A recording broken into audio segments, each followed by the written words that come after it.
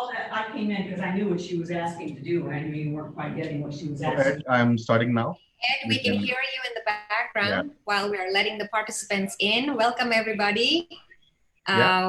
It's so great to see everyone. We're going live. To you, Shiva. Yeah, thank you, Ani. Namaste, good evening, and welcome all. My name is Sivakumar Kasetti, and I'm one of Asifa India's core committee member. I would like to take this opportunity and introduce my other core committee members. Bill Dennis, Saraswati Vani Balagam, Sesha Prasad, Sanjay ji, Ramakrishna Polina Garu, and Vinod Garu.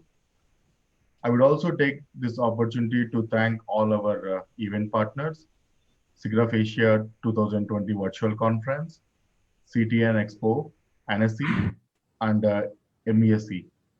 We also would like to acknowledge and thank our media partners, Animation World Network, AWN.com, Animation Magazine, and AnimationExpress.com. Oh, sorry.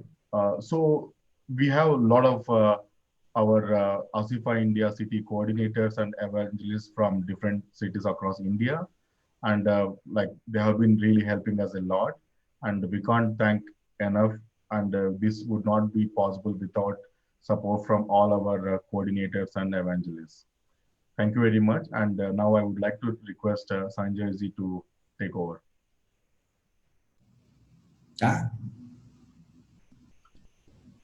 So Ed, Sanjay will be speaking for a couple of minutes now. Then he will invite you, Ed. Sanjay ji, are you there? Am I on camera now? Yeah. I'm sorry. So I think we have some technical problem, and my colleague has dropped out. So please give us like a minute. He should be joining us any minute.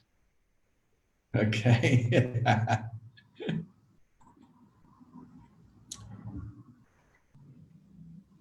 Okay, you just have to tell me when to begin. So. Yeah, sure, Ed. Just give us like a couple of minutes.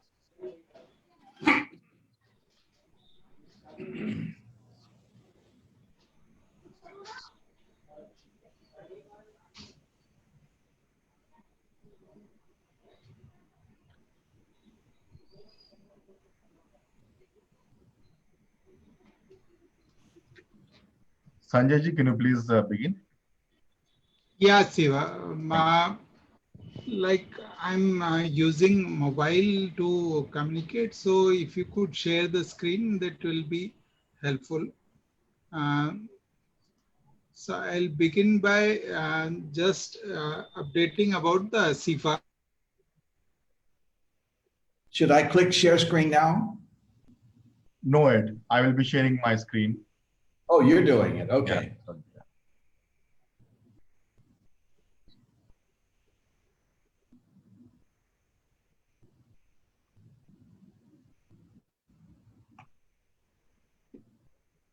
Sanjay, you can continue. I will start sharing the screen.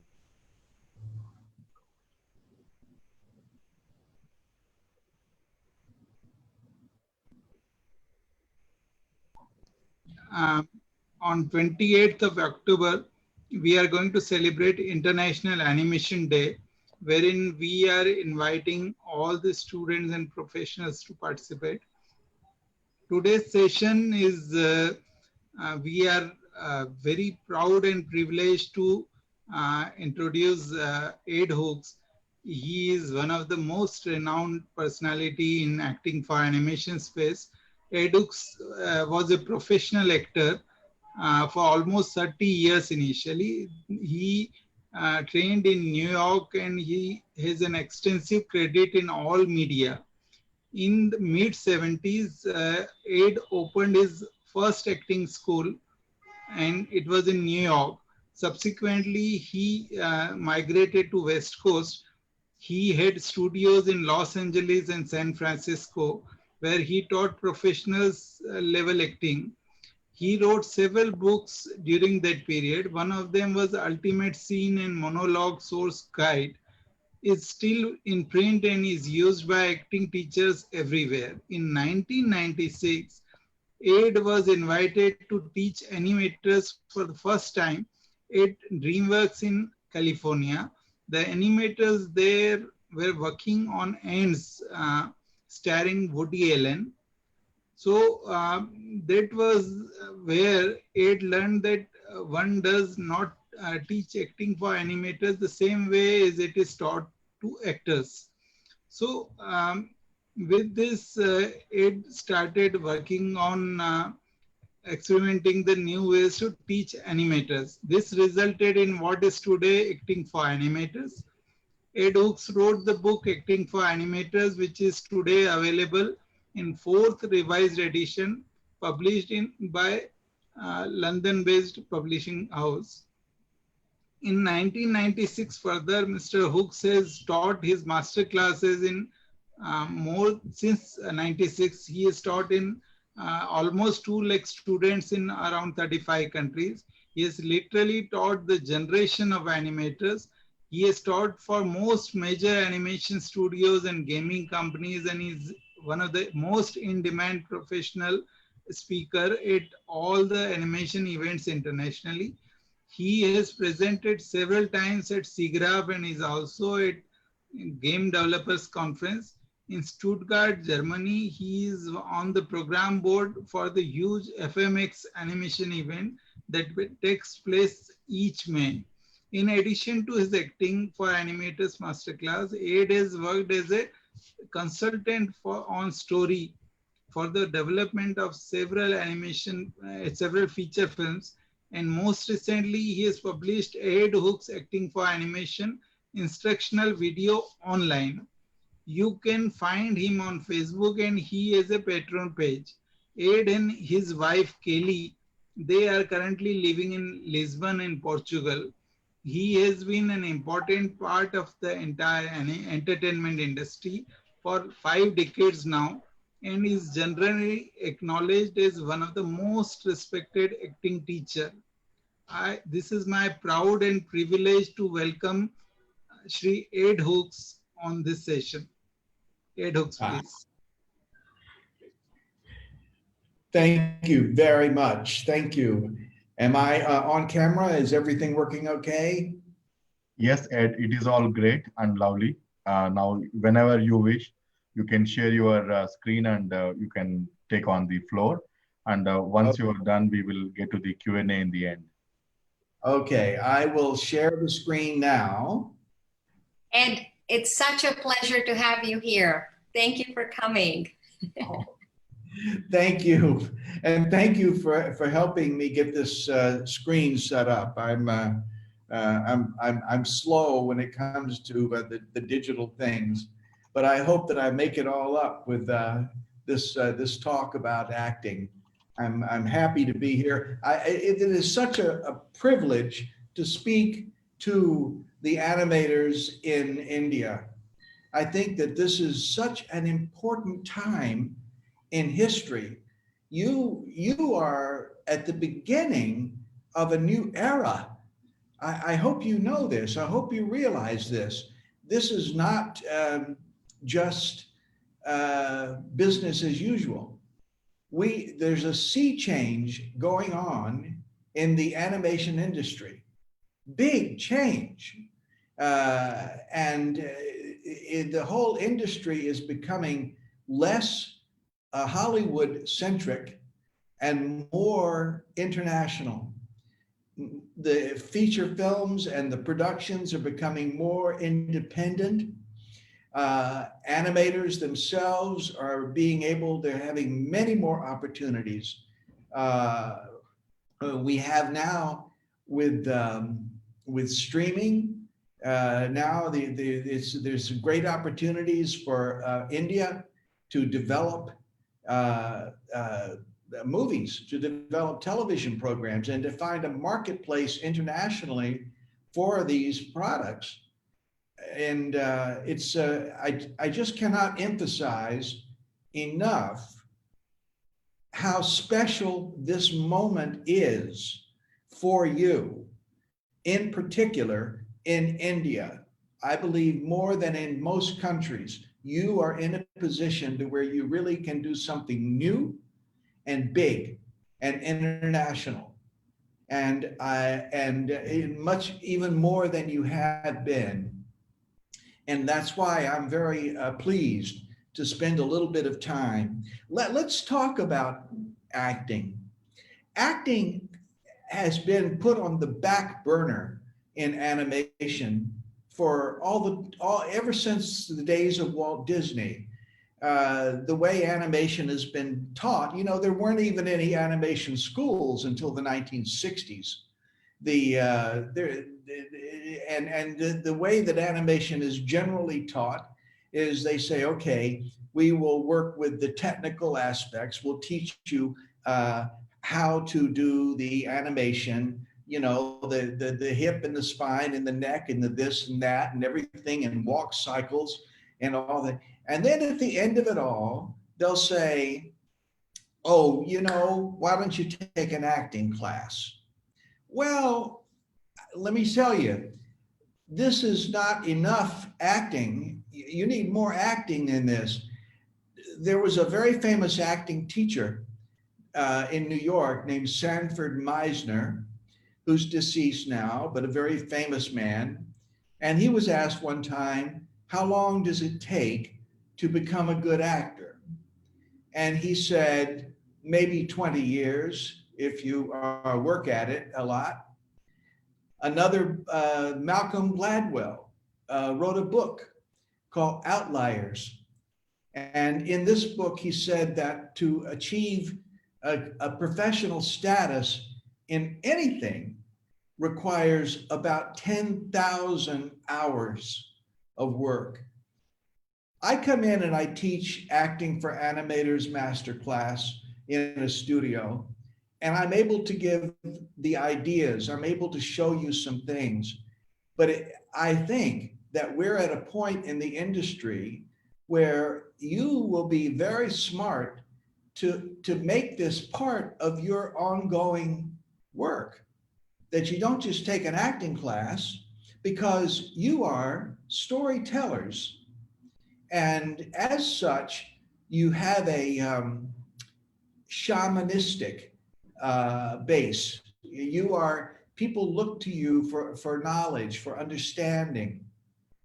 And so your position in the world is most unusual. You are not an actor. Okay, let's get this straight. You are not an actor. You've heard the expression that an animator is an actor with a pencil. Everybody's heard this, I'm sure. Well, I understand it, but it's not literally true. Acting is a visual art form. Acting is a performance art form, and animation is a visual art form. It's two different art forms, and they have certain overlapping aspects, but they're not the same thing. An animator is not an actor. The actor in an animation is the animated character on the screen. From the audience's perspective, Mickey Mouse is the actor, not Walt Disney. Walt Disney is behind the scenes. So your relationship to your character is one of empathetic direction. Your character begins not knowing how to act. Your job is to help your character be a good actor. And in order for you to do that, you have to know a lot about acting to be able to help the character become a good actor. And you put yourself in the character's shoes, and then you collaborate with the character is what you do. But your animated character is the point of contact between the audience and the stage, the theatrical experience. So Shakespeare said in Hamlet, Shakespeare said that the actor should hold the mirror up to nature. And what he meant by that was that the audience needs to be able to see itself reflected in the behavior of the characters and the actors on the stage.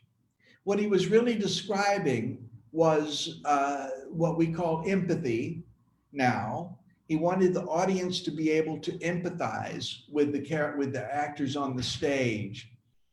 So you have to have a command of all this. A side note, back in the 1930s, they thought, let me put it this way, when Walt Disney got ready to make Snow White and the Seven Dwarfs, he knew that it wasn't enough for the characters to just make the audience laugh. He understood that an audience was not going to sit there for an hour and a half and watch gags, pratfalls, this sort of stuff. They weren't going to do it.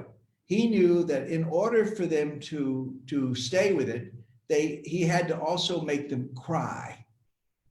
That was a major turning point in animation. Walt Disney set about trying to figure out how to make an audience cry. And at that time, there was no literature on acting. Konstantin Stanislavski of the Moscow Art Theater, who's generally considered to be the father of Western acting, naturalistic acting, his work had not been translated into English yet. And so and there was no psychology, there was a brand new science, there was nothing. So what Walt Disney did was he talked to movie actors, but movie actors themselves were new. It was only shortly before that sound had come in. And a lot of the movie actors were doing what they had done on stage. We know now that there's different acting techniques for stage and for film. It's all acting, but if you look at movies from the 1930s and then look at movies today, you see quite a lot of difference in the way that actors handle themselves.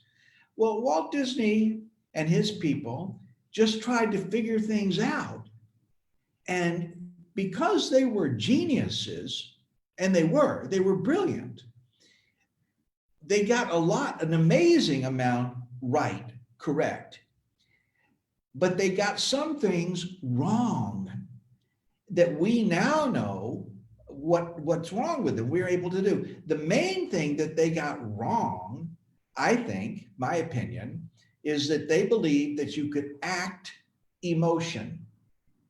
That if you could show that a character was happy or sad or afraid, that was acting, that was good acting.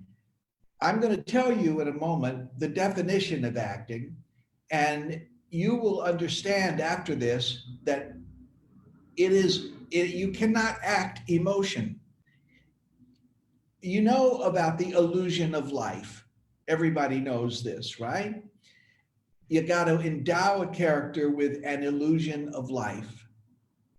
That means you got to give the character a human kind of a mind, and this is a wonderful skill, a wonderful trick. However, that's where acting begins. That's not where acting ends. It's not enough just to give a character an illusion of life. So let me give you a definition of acting. I'm going to see, I've got my shared screen here. I'm just going to pull up this little graphic there. I hope you can see that. Acting is behaving believably in pretend circumstances for a theatrical purpose. Now, let's take this apart, because there's a lot to this that isn't clear right away. Acting is behaving believably. Now, what that means is believable to whom? believable to humans. Your audience is humans. So you, if you're going to be a really good character animator, you are not only going to have to study animation, you're going to have to know something about psychology and what that means, behaving believably, believable. You know, 5-year-old children are pretty good with what's believable. They can't Ed, tell you why, but I'm sorry, Ed. what? I'm sorry to cut you. I Yeah, think you may have to reshare your screen, Ed, please. Can you share your screen once again? share the screen once again. Okay. Oh, down here. Just a moment. Let me do it. What a moment. Thank you. Okay. Share screen. Share screen. And then I've got this over here. Okay. Can you see that now? Yes, thank you, Ed. Okay. I'm sorry. Okay. So, okay, now you're looking at this blackboard here. Acting is behaving believably in pretend circumstances for a theatrical purpose. Okay, so you're with me so far. Behaving believably means believable to other humans. Now, in pretend circumstances, that's because it's all about storytelling. So you have to know about story. You have to know about that. Pretend circumstances. And it's for a theatrical purpose. Now, this is a really important thing because there's a difference between regular reality and theatrical reality. Regular reality is what you have on the street. It's what you have at the shopping mall, at the supermarket. Nobody wants to pay to see regular reality. In regular reality, you show 100% of everything. Theatrical reality is selected. It's all about the structure. It's all about storytelling. So in theatrical reality, you are sharing with the audience only the parts of reality that are necessary for showing information about the character and the narrative. It's a very selective kind of reality, and it's heightened, and it has structure. I'm going to give you a formula. You should be able to freeze frame a character at any time and say to that character, what are you doing? And that character should be able to answer in theatrical terms. This is my objective. This is my objective. This is the action that I'm playing in order to achieve that objective. And this is the conflict or obstacle that I'm overcoming. Action in pursuit of an objective while overcoming an obstacle. Have you got that? You write that down because that formula is a really, really important one. When you're watching movies, once you get this formula in your head, when you're watching movies, you're going to find that when you drift away, when you start, your mind wanders away and you're thinking about what I'm going to have for dinner or whatever. If you force yourself to look back on the screen at that moment, I can almost guarantee you that the movie has just violated that one way or the other. As soon as it's violated, the audience will begin to pull away. This is why you cannot just act emotion, because there's no objective. It doesn't fit a formula. It's just emoting. It's just showing an emotion if you only act emotion. Let's take it apart about the action in pursuit of an objective while overcoming an obstacle. The objective should be provable. So I live in Lisbon, Portugal, if you want to come and visit me, that would be your objective. And you will know whether or not you got here, right? It's provable. Either you got to Ed's place in Lisbon, Portugal, or you did not. Okay, so your action is anything you do to get to Lisbon, Portugal. So you go online and you order up an airplane ticket. Okay, that's an action in pursuit of your objective to get to Lisbon, Portugal to see Ed. You go to the airport, you go through luggage, you do all this stuff, you get on the plane, and if you fly to Lisbon, I'll come and meet you at the airport, and now you have successfully gotten to Lisbon, Portugal, but that would not be theatrical. It would be regular reality because there's no conflict. There's no obstacle. In order for it to be theatrical, you have to have a hijacker. You have to have an engine go out. You have to have weather problems. You got to have something happen that gives some conflict. Conflict doesn't have to be negative. It usually is, but it doesn't have to be. Think of it as just something to be overcome. You can be in conflict about good things. You can be in conflict about whether to vacation in Paris or Rome. You can be in conflict about whether to go out on a date with this person or to go out on a date with that person. You can be in conflict about wonderful things.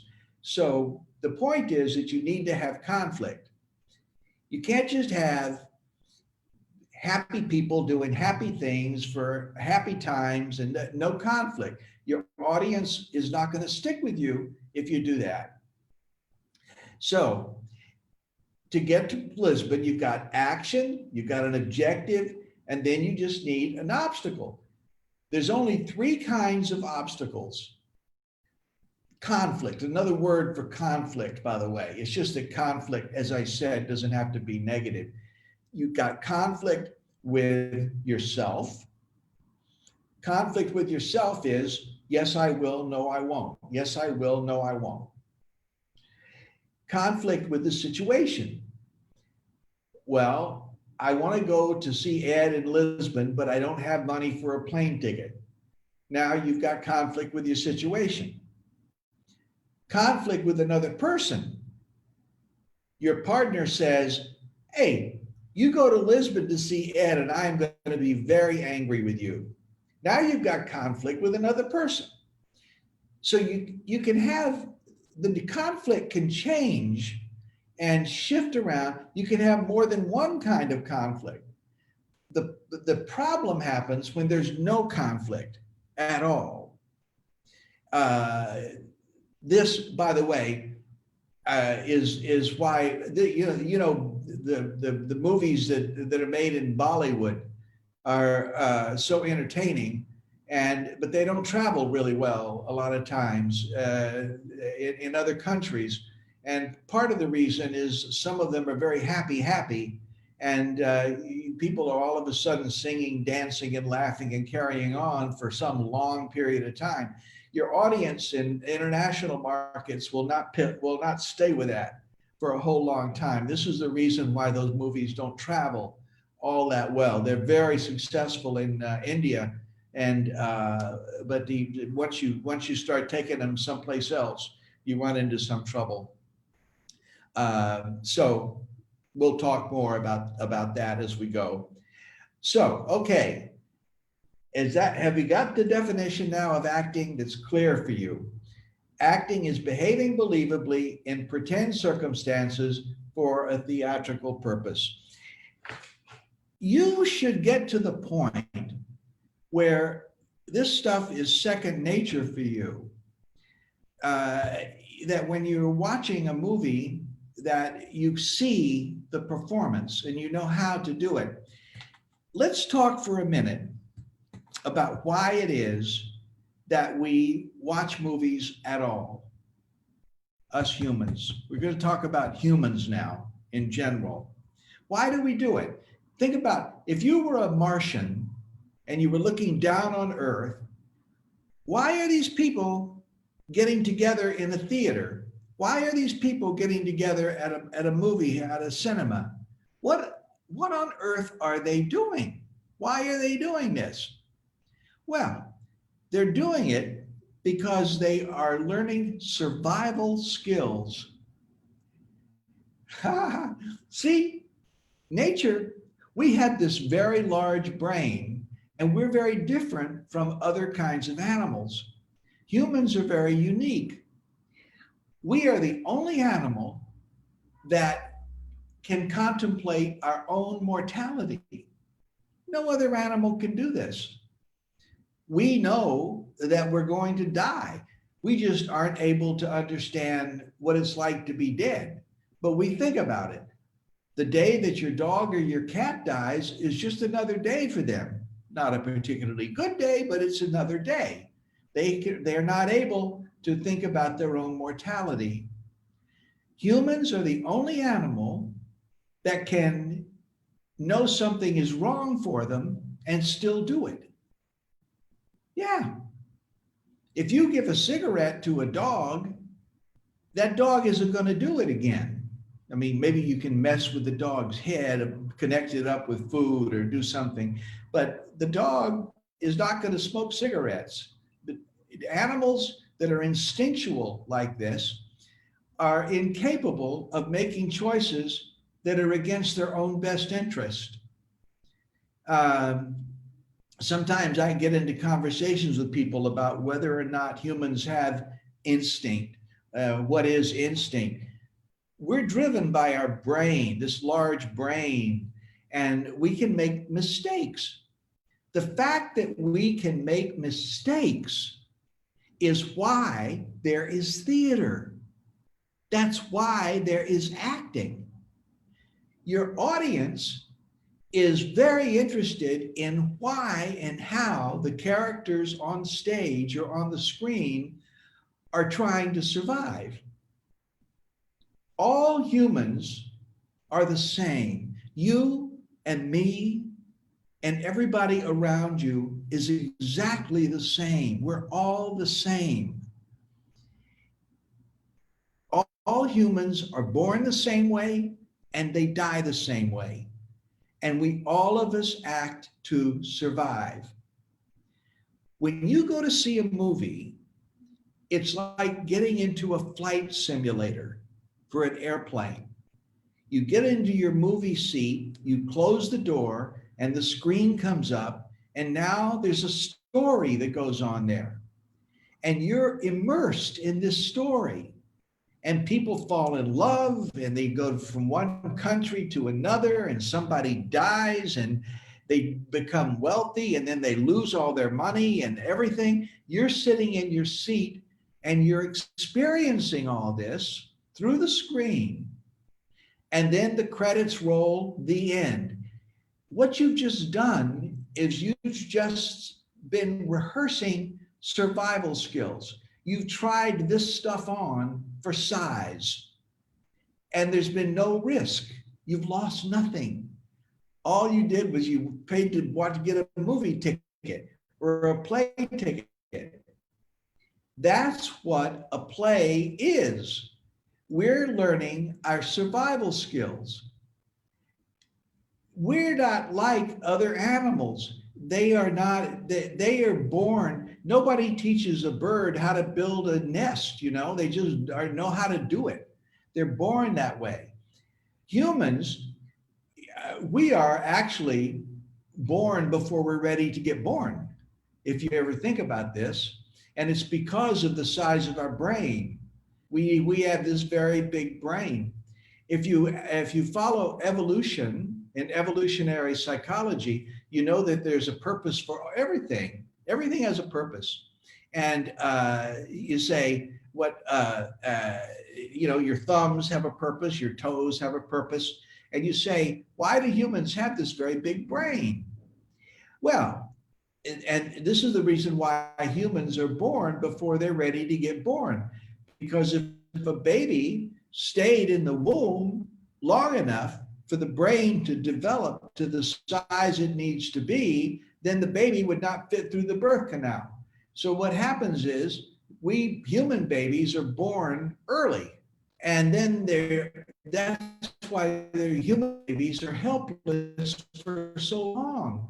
Other animals, if you think about it, they get born and within 6 months or something, they're ready to. Humans, not so. We go for years having to be taken care of. And we learn it's because of this brain, the size of the brain, it's evolution. So we cannot learn all of our survival skills from direct experience because we have to worry. Let me put it this way. Let me talk about dogs and cats. If you watch your cat at home, you'll see the cat will play, and when they're playing, they'll stalk the prey and they'll creep up on it, and then they'll pounce on the prey, and then they'll wrestle with it. What your cat is doing is rehearsing survival skills. And that's all that cats need, really, is to be able to find the prey, catch it, dominate it, kill it, and then eat it. So this is good enough for a cat. But we have to worry about Donald Trump. We have to worry about whether the guy that just moved in next door is a child molester. We have to worry about what Russia is doing in the Ukraine. We have to worry about whether there's global warming. We have to worry about coronavirus. Other animals don't do this. So we learn our survival skills from storytelling. We tell each other stories. You, my friend, are a professional storyteller. This is why I'm telling you, you are at a point in this where this industry is about to change radically, big time. And you are in the driver's seat. You need to understand this. You are a professional storyteller. And as such, you have to understand a whole lot more about storytelling and acting and psychology and philosophy than your audience, because they come and they want you to know more than they do. It's a position for you to be in. Animation is fun, yes, but it also is an honorable thing to do with your life. Now, I want to talk a minute here about empathy, which is really important. Empathy. Let's see. I'm still on camera. Can you see me? You can talk to. You can see me. Yes, we can see you, Ed. It's good. Okay. All right. Good. Empathy. EMPATHY. Empathy. What this is number one, it's different from sympathy. Empathy means feeling into. Sympathy means feeling for, like you feel sorry for somebody. Empathy is that you can relate, you can empathize. Your job as an animator is to get the audience to empathize with your character. That doesn't mean that you have to approve of your character's behavior. But remember that your character, just as all people in the world, your character is the hero in his or her own life. Your character is the protagonist in his or her own life. I said a minute ago, we make mistakes. Humans are able to make mistakes. Your dog or your cat cannot do that. They can't make mistakes. They just do what they do. If humans could not make mistakes, we would not have theater. We would not have a need for movies because they would just be doing what they're doing. But no, they can make mistakes. But if you have a character, for example, that's a villain, a real evil person, remember that this person does not think they're evil. This person thinks they're a hero. This is everybody is a hero in his or her own life, and all of us are acting to survive. All of us are acting to survive. So your job with a character is to get the audience to see and empathize with how this character is surviving. Now, and failing or succeeding, it doesn't matter. That has to do with the story. In order to understand empathy, we need to talk a little bit about emotion. Everybody, all humans have the same 7 core emotions: happy, sad, angry, fear, contempt, surprise, and I forget the other one right now, but I always get it. I'll have it for you in a moment, but there's 7. That all human babies are born with the capacity to express these same 7 core emotions. Now, the definition of emotion, you know what an emotion is, right? This is one of those things. Everybody knows what it is, but try to define it. An emotion is an automatic value response. Simple as that. Automatic value response. So, for example, you and I both have the emotion of fear, but what causes you to feel fear may be different from what causes me to feel fear or the person sitting next to you to feel fear, because it's a factor of your values, your personal values, the experience in your life, how things have happened, your education, your family, how you've been raised, all these things. This is what causes you to have the values you've got. Every character that you're animating also has these values. Your job is to understand the character's values, and then with this empathetic direction, you help the character act to survive. You understand what I'm saying? So there's the 7 core emotions. Now there are thousands of feelings, thousands of them. Like if you say to someone, I love you, you experience that as an emotion, don't you? You say, I love you. You feel like this is an emotion. But really, love is a complex, it's a bunch of judgments. Think about this. Love has in it happy. It also has in it some fear. It has in it surprise. It has in it a lot of different things. Anger sometimes. There's a lot of different things. There's judgments. You make a judgment about whether the person you're in love with is honest or not, is generous or not. There's so many things that go into I love you, but you experience it as emotion. Now, we're back again to evolution. What is up with these emotions? An emotion is an automatic value response. Now, empathy, we only empathize with emotion. This is why you sit in a park and across the way you see somebody who's sad and maybe they're crying. You don't know what they're crying about, but you recognize that emotion in your own self and you empathize with this. You see this.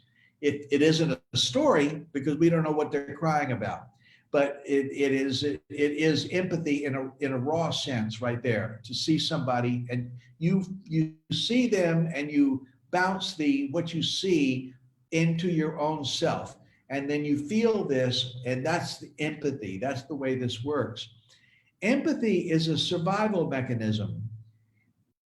We have to live in groups, us humans. The individual person who goes off into the desert and is alone is not likely to have many children, and that person is likely to die earlier.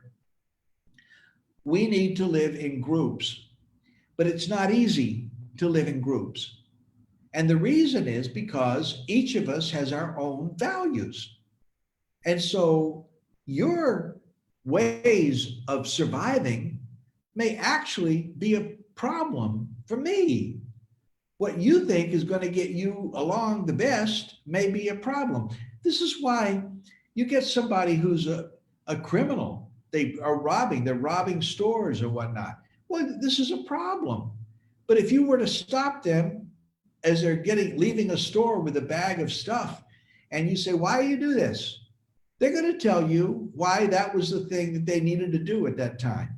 And you say to them, you're just going to go to jail. This is a silly thing to do. You shouldn't be robbing a store. They're going to say, yeah, but the store has insurance and it'll be okay. And I got to get out of here. I'm taking my bag of goodies. And you're sitting there saying, well, this was stupid. This was a dumb thing. This person is robbing a store. Okay, so what you've got are two different value systems running up against each other. So you make notes for yourself about how to behave around that person. Empathy is all about how to relate to each other's values. Empathy, if you think of it like in a tribe, okay, a primitive tribe, empathy is how you know that a member of the tribe is ready to mate. Empathy is how you know that a member of the tribe is dangerous, is a problem, somebody to avoid. It's all about empathy. Empathy is like a sense of smell. We're born with it. It's a necessary thing for survival in life. Now, there's some people who have trouble with empathy because their brain is broken. Sociopath, psychopath, these people, serial killers, they'll kill a bunch of people and not have any problem with it because they're not empathizing. They're broken people. But empathy is essential for us. Now, I'm going to play a clip for you because you need to understand that you cannot empathize with yourself. This is a really important thing. You can only empathize with other people. And this is the people that I work with at the video game companies. This is a big deal for them because a player cannot empathize with their own avatar. This is why they're developing the NPCs, the non-player characters. And then your avatar can relate to the non-player characters, the behavior, but you cannot empathize with your own self. I'm going to show you a clip from WALL-E, the movie WALL-E, which I think is a brilliant clip. Yeah. And yes, was somebody going to say something? Yeah, Ed, Shiva here. So we would request you to share your screen again before you start sharing the WALL-E clip. Okay, I'm sharing the screen. Thank you. Sharing the screen. And now I'm going to play. Let me put this away. And now I'm going to play WALL-E. And now we're going to go to full screen. And now here's the scene from WALL-E. Thank you.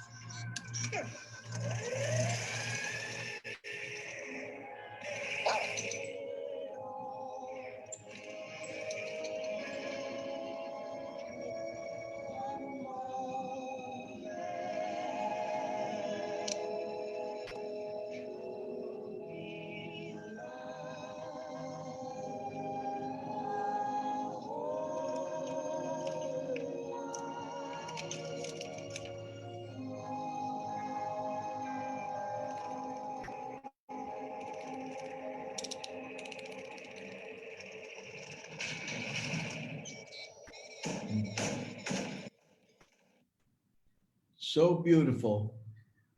Let me stop sharing that just a moment. Okay, we'll come back to that in just a moment. Can you see me now? Yes, Ed, it's all good. Thank you. Okay, you can see me now. Okay, all right. There's a couple of things I want to point out to you, and then we can play that clip one more time. Put yourself in the position of the people at Pixar. You've got here a robot at the beginning of this movie. It's a mechanical thing. It's a bucket of bolts. It's not a person. It's a robot. But you know that this character is the lead character in your movie. And so you have to get the audience to empathize with this character. How do you do it? Well, the first thing you do is you endow it with a human-like brain. And so the beginnings of that scene right there, you notice how everything is organized. He collects things and he puts them into categories. Okay? Don't we all do that? Don't you have things in this desk drawer and other things in the other desk drawer? And what do you do with a fork that's also a spoon?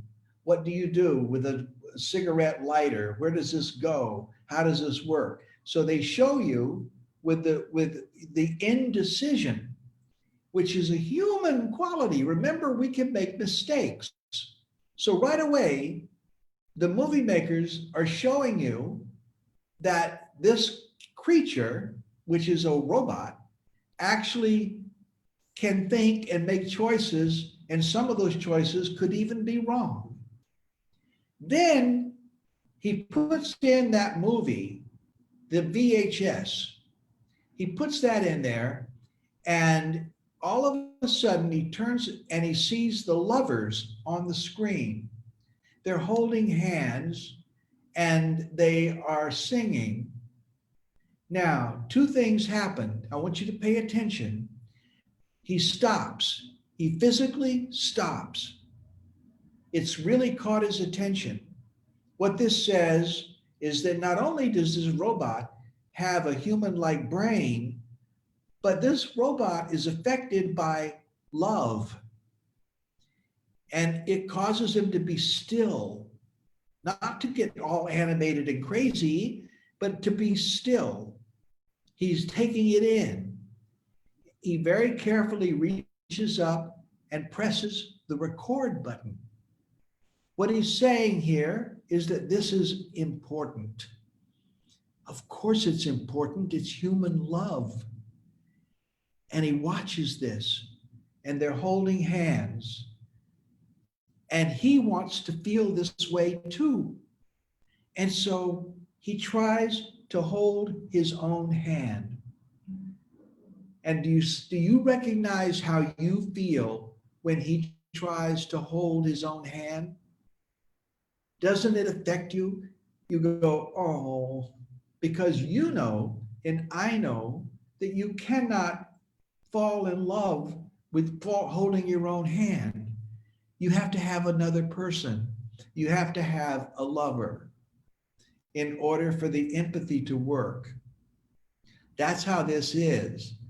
So the animators have established within 2 minutes, because this clip is 2 minutes long, 2 minutes and 10 seconds, something like that. They've gone from having just a robot. They've shown that he has a human-like brain, that he has emotion, that he is alone, that that he wants so much to feel love that he needs another robot, somebody to feel love with.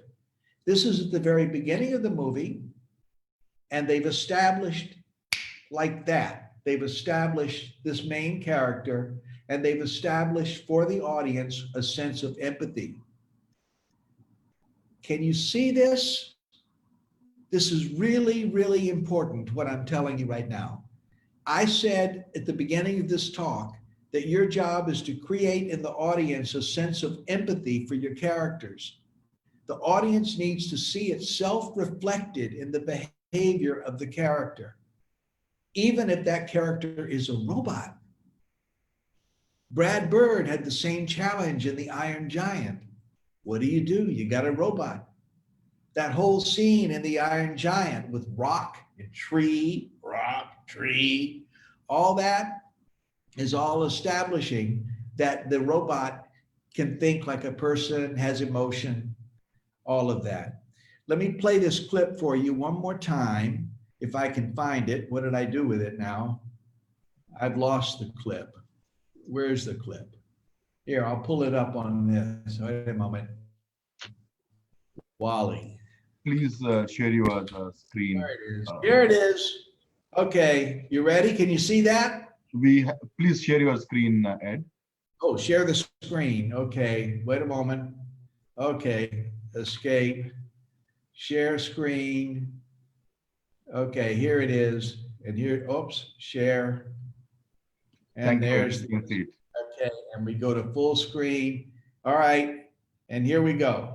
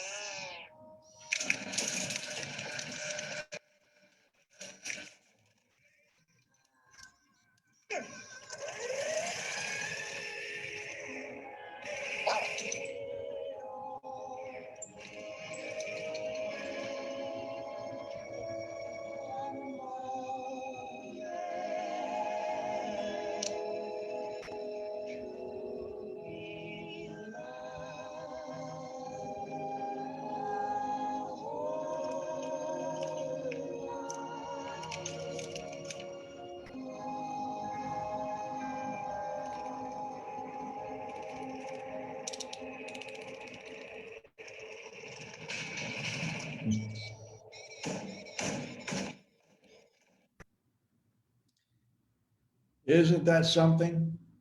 Isn't that something? See, and somebody like me who spends a whole lifetime, you know what I said a minute ago, how long does it take to be a good actor? How long does it take? I have been doing this for 50 years. 50 years. I was an actor for almost 30 years, and then I started working with animators 20 years ago. So I've been doing this for way longer than 10,000 hours. So when I see a movie whether it's live action or animation, I see performance. I can't help it. It's automatic for me now because I've worked at it so long and because I've spent so much time trying to explain it to people. You too can do this. I just want you to know I can give you formulas, but you have to see performance. You have to get to a point where you're looking at it and you see it, and when something is not right, a red flag goes up. My wife, we've been married for 38, 39 years. I forget, 38 or 39 years. I'll look it up. It's, you know, it's hard for her to watch movies with me because I see the acting. And I'll sit there and I'll say, hey, this scene has, the guy has no objective. No objective. But he's not doing anything. He's just talking. He's just talking. And, you know, acting has almost nothing to do with words. It has to do with intention. You have to be doing something. Action, emotion tends to lead to action. We want to see what the character is doing. We don't want to just sit there and watch a character feeling. You can't act emotion. It's not enough. Emotion leads to action, and the action has to do with the character's values and how the character is trying to survive. Well, you too can do the same thing that I have done. You just have to work at it. It just takes more than, you know, a little acting class. It takes more than that. You have to devote yourself to actually learning about this.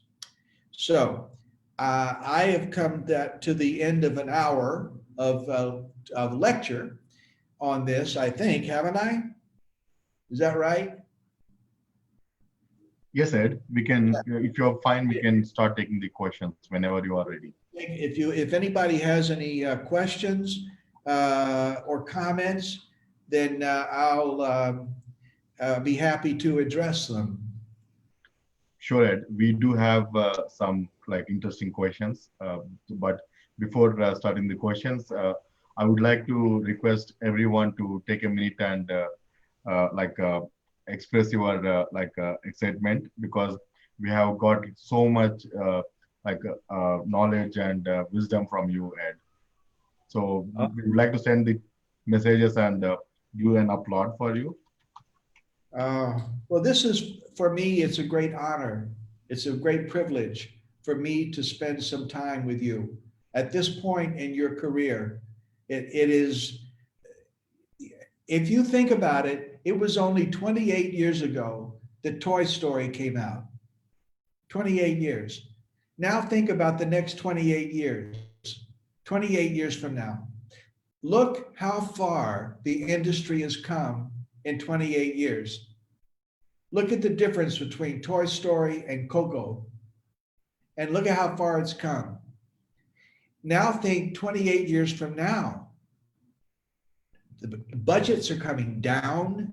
You don't have to spend $200 million to make a movie.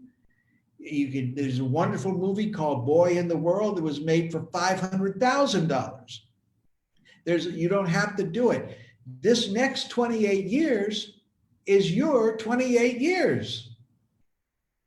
This is your time at bat. I don't want you to just try to do what Walt Disney did. I want you to stand on Walt Disney's shoulders and go further, much further than Walt Disney could even dream of. You are taking us to the next level of this art form. That's why it's such a privilege for me to talk to you. Somebody had a question. Who had a question? And I just want to say that I don't know if you can read all the chat windows, but everyone is thanking you and applauding you on the site. So I know you could take a moment. So everyone is super excited to have you. And, you know, thank you so much for doing this for, you know, we have over 200 plus participants watching you right now. So I know, thank you, Ed. Well, thank you for having me here, and thank you for spending time for doing this. I mean, you know, we covered a lot of stuff in 1 hour. I hope I didn't cover it too fast for everybody to, there's so much. Acting is a big subject. And also acting is an interesting subject because we are the only animal that in juvenile play can pretend to be somebody other than who we are. No other animal can do it. So acting for us is something that we're born with, and therefore everybody thinks that they already know how to do it. But the problem is when you become a professional, now you have to do it on cue. Now you have to do it in order to collect a paycheck. And you now are like a magician having to know where the rabbit is. You must learn this. You can't just do it by the seat of your pants anymore. You've got to understand the craft. I'm going to tell you a story that you'll appreciate. A real quick story. Do I have time for this? Let me tell you. Sure, go ahead. If it's quick, sure. And then we need some time for Q&A because we see a lot of questions over here. Okay, all right. Well, never mind. We'll do the story another time. I was going to tell you a story about Big Hero 6, but I'll wait. It's okay. We don't have to know about that. All right, let's do Q&A then. I'm going to pass it on to Sanjay ji and Shiva for the questions. Yeah, thank you, Vani. So, Ed, we have a question from like one of our attendee. How to improvise acting skills in face for subtle action and movements without dialogue? Okay, I didn't quite understand. I need to understand. I don't see that question up there. How do you? I will send it to you in the chat window to you, Ed. So Okay. it's got easier for you. Okay, is You it read up the at the question top? now? Yeah. Okay, I see. I can see the chat. Tell me where the question is. The like. Shiva, Yes, can you repeat the question softly and slowly for him because Yeah, he's sure. got a. Thank you. Sure. How to improvise acting skills in face for subtle acting and like movements without dialogue? Oh my goodness. I think maybe my audio is. I'm going to repeat it for you, Ed. How to improve subtle acting Oh, how to improve subtle acting. and Oh, improvise. and improvise. Okay, improvising is something different. To improve subtle acting, you simply have to start watching people more closely. When my wife and I go to dinner sometimes, and before the virus, you know, we would go to restaurants, and I'll see a couple sitting across the room, and they're having an argument, and I'm looking to see how their body is. I'm looking to see, are their eyes open? Are they making eye contact? Are they, is anybody, what are they doing with their hands? What I'm watching, and my wife, Callie, you know, she'll say, will you stop staring? And I say, well, you know, well, I'm working. And this is what I do. I stare for a living. And she says, well, it's rude. You know, you got to learn a different way. But I think that we artists have a license to stare. Leonardo da Vinci was asked one time about the secret of his genius. And he said, the secret is knowing how to see. He didn't say knowing how to sculpt, knowing how to paint. He said, knowing how to see. So the answer to your question is that only you can train yourself to see nuance in human behavior. It's empathy with empathy. And you must relate to other people in an empathetic way. And you'll see that how they move and what they do and how the blinking goes. it's that's how to do it at any rate. And each person does it differently. But improvisation is games, and those are good for people that are shy. They're good for social, but you're not going to learn a whole lot about acting from doing improvisations. They're just fun. They're games to play, and they'll get you out of your shell. But most of you are not going to be doing improvisation as a performance art. No. Thank you, Ed. Uh-huh. So we have the next question. How was your experience as you started on animation? What were the difficulties that you faced in the initial times? What are the difficulties that I faced? Yeah, when you started with animation, acting for animation in the beginning. Well, the biggest obstacle that I faced was that I didn't know anything about animation. When I was brought in to work with the animators on the movie Ants, that's when DreamWorks had just bought the company there, PDI, Pacific Data Images, and they were making Ants. And one of the animators that worked on that movie was a student in my regular acting class for actors in San Francisco. And I did not even know that he worked for an animation company. And he told me that they were making a movie, and he wanted to know would I be interested in teaching a class on site at the studio. And I went in there and screwed it up because I tried to teach the animators like actors.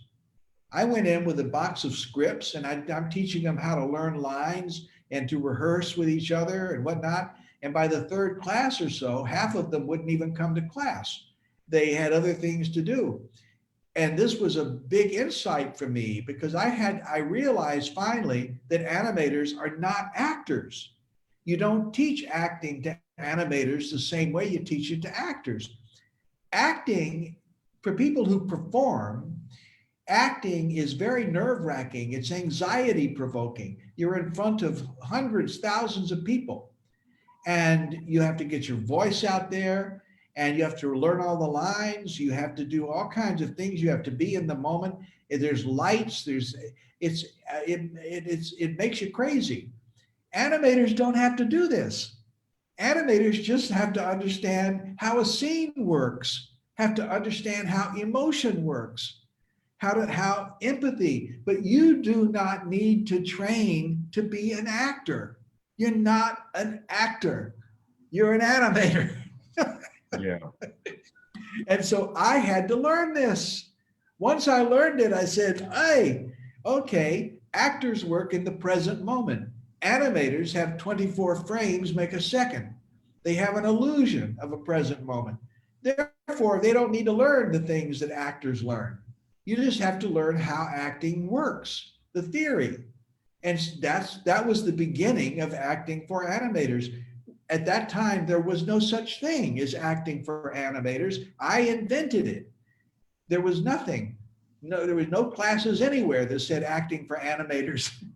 And that was what happened. I worked out a way to do it. And then I wrote the book, Acting for Animators. Thank you, Ed. So a couple of our attendees were asking us to give some more insights on empathy in animation. What do they want about empathy? They want to know like some more tips and tricks on how to implement the empathy in animation. Well, more tricks. There's no tricks. Your character is emotion. You've got to understand how your character's values work. Every time you've got characters, and you should know your character as well as you know yourself. Like you know what your diet is. You know what kind of food you eat. You know whether or not you sleep at night. You know whether or not you're in love. You should know all of these things about your character, and also I suppose you've got a script of some kind. And the character, you have to justify the character's behavior in the script. because the character thinks that they're surviving. Just remember, in life, there's really no such thing as a villain. Villains think they're heroes. Everybody is doing the best that they can. That doesn't mean they're honorable. There's some people that are not honorable at all, but they think that not being honorable is a way to survive. And so as an actor, as an animator, you have to understand all of this. This is how people empathize with only with emotion. What happens is, okay, let me just give you this quick example. If you saw a character on a dark street and the character, you can see the character hear something behind her. It's a female character.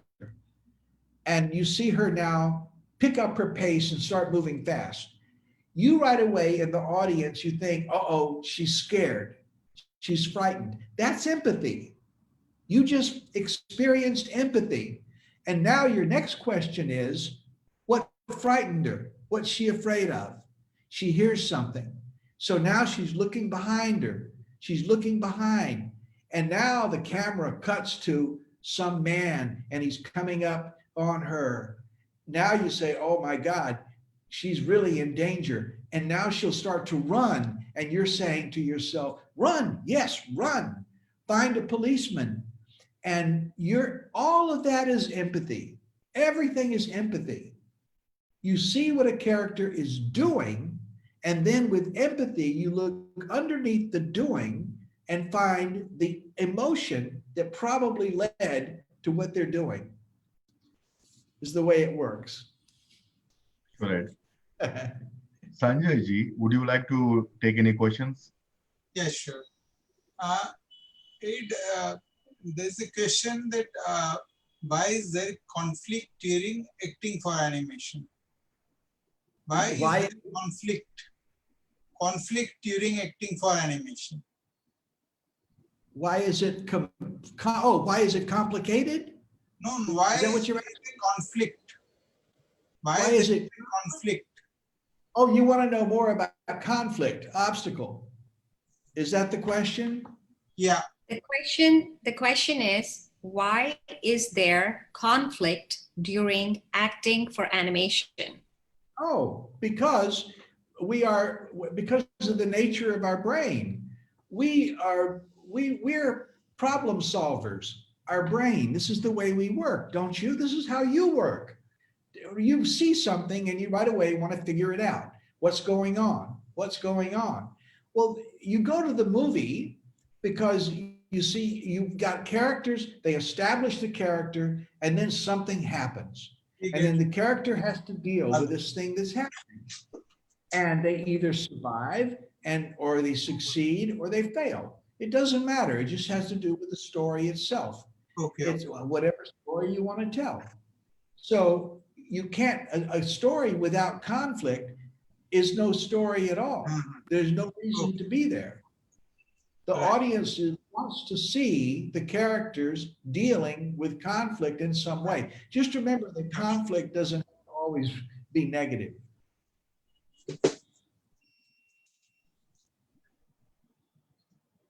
That was awesome.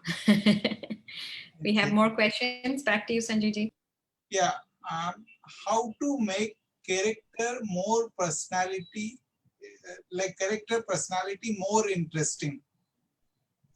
Oh, well, make it like yourself. Because I bet you're more interesting. You don't want to ever look down your nose at a character. You never want to condescend to a character. Never make a character less smart than you. Remember that even a character who's not very smart thinks they're smart. Everybody's doing the best they can. Also, drama and comedy. Drama has to do with man's potential. We dream of surviving forever. We want to live forever. We want to become gods in a kind of way. And drama is about man's potential. Comedy is about man's limitations. You know, you're going to get the virus. Your car is going to run out of gas.